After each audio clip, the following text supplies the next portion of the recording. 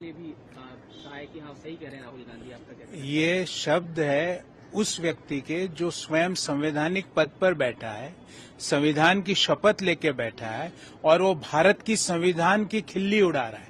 ये वही मानसिकता है जिसने देश में आपातकाल लगाया। राहुल गांधी जी, देश में इलेक्शन कमीशन आपको जबरदस्ती नहीं जिता सकता है। देश के लोग आपको वोट नहीं दे रहे तो इलेक्शन कमीशन आपको वोट नहीं दिलवाएगा। आप कितनी भी कोशिश कर लीजिए, हेराफेरी नहीं करेगा। पारदर्शी तरीके से ही देश में इलेक्शन होंगे। और मैं पुनः कहता हूं, कान खोल के आप सुन लीजिए, बांग्लादेशी घुसपैठियों को बिहार के युवाओं का हक देश नहीं देने देगा, भारत का संविधान नहीं देने देगा।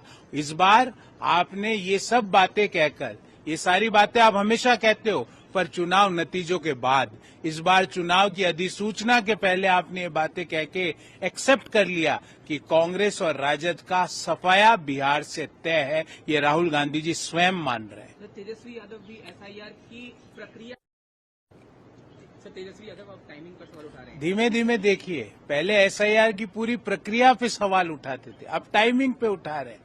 तेजस्वी जी, आप भी सुन लीजिए, बिहार के युवाओं का हक बांग्लादेशी घुसपैठियों को नहीं दिया जाएगा।